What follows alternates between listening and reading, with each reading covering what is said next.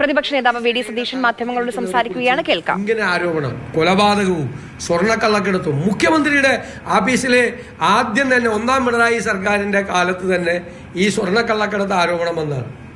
അതിന്റെ മുഖ്യമന്ത്രിയുടെ principal secretary ആയിരുന്ന അമിതാധികാരങ്ങൾ ഇതുപോലെ ഉണ്ടായിരുന്ന ശിവശങ്കർ ജയിലിൽ പോയി സ്വർണ്ണക്കള്ളക്കടത്തിൽ, ഇല്ലേ? ജയിലിൽ പോയി. ഇപ്പൊ വീണ്ടും സ്വർണ്ണക്കള്ളക്കടത്ത് ആരോപണം മുഖ്യമന്ത്രിയുടെ ഓഫീസിനെതിരെ വന്നിരിക്കുന്നു. മുഖ്യമന്ത്രിക്കും മുഖ്യമന്ത്രിയുടെ ഓഫീസിനും സ്വർണത്തോട് എന്താണ് ഇത്ര ഭ്രമം? എന്ത് ഭ്രമമാണ് സ്വർണത്തിനോട്? എയർപോർട്ടിൽ കസ്റ്റംസിന്റെ ഏരിയയിൽ നിന്ന് സ്വർണം പിടിച്ചിട്ട് ഒരു കേന്ദ്രത്തിൽ പോയി ആ സ്വർണം അടിച്ചു മാറ്റി അതിൽ നിന്ന് കുറച്ച് സ്വർണം മാത്രം കാണിച്ച് അതിന്മേൽ കേസെടുക്കുന്നു. എന്തൊരു ആരോപണമാണ്! SP യുടെ നേതൃത്വത്തിൽ, അത് ADGPയുടെ അറിവോടുകൂടി, പൊളിറ്റിക്കൽ സെക്രട്ടറിയുടെ പിന്തുണയോടുകൂടി സ്വർണം പൊട്ടിക്കൽ സംഘത്തിന് പിന്തുണ കൊടുക്കുന്നു, ഗുണ്ടാ സംഘങ്ങൾക്ക് പിന്തുണ കൊടുക്കുന്നു. ഗുരുതരമായ ആരോപണമല്ലേ ഉയർന്നിരിക്കുന്നത്. ഇനി ഞാൻ ചോദിച്ചു ഇന്നലെ, ഈ ഭരണകക്ഷി MLA ഉന്നയിക്കുന്ന ആരോപണങ്ങൾ തെറ്റാണെങ്കിൽ അയാൾക്കെതിരെ നടപടിയെടുക്കണ്ടേ? അപ്പോൾ അയാൾ ഉന്നയിക്കുന്ന ആരോപണം ശരിയാണെന്നല്ലേ അതിൻ്റെ അർത്ഥം?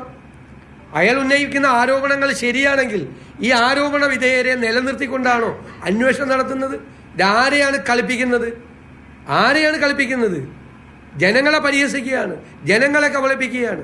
CPM അതിൻ്റെ എല്ലാ കാലത്തേക്കും ഏറ്റവും വലിയ ജീർണതയിലേക്ക് പോവുകയാണ്.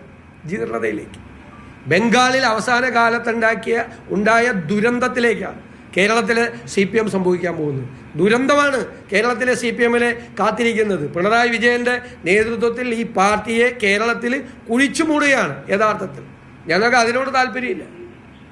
ഞങ്ങൾക്ക് താല്പര്യമില്ല. CPM ബംഗാളിലെ പോലെ കേരളത്തിൽ തകർന്നു പോകുന്നത് ഇഷ്ടപ്പെടുന്നവരല്ല ഞങ്ങൾ. ഇഷ്ടപ്പെടുക. ഇപ്പൊ എന്താ സുനിൽകുമാർ പറഞ്ഞിരിക്കുന്നത്? ഈ അന്വേഷണ റിപ്പോർട്ട് എവിടെ? തൃശ്ശൂർ പൂര കലക്കി. ഞങ്ങളെന്ന് പറഞ്ഞില്ലേ? തൃശ്ശൂർ പൂര കലക്കിയതാണ് പോലീസ്.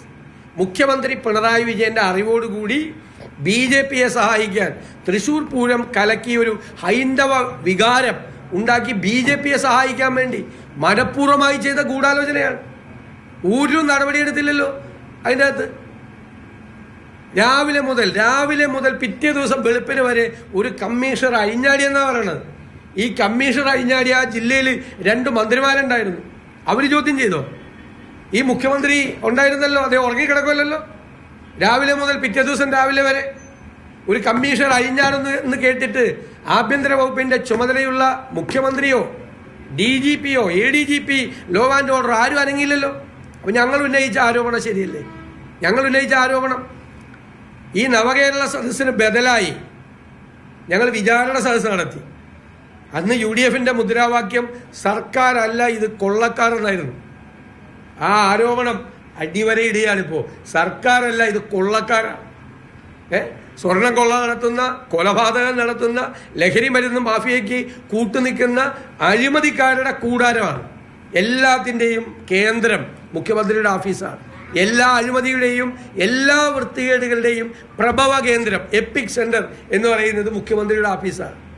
അദ്ദേഹത്തിൻ്റെ മൂക്കിന് താഴെയാണ്, അദ്ദേഹത്തിൻ്റെ കണ്ണിന് താഴെയാണ് ഈ എല്ലാ വൃത്തികേടുകളും മുഖ്യമന്ത്രിയുടെ ഓഫീസിൽ നടന്നത്.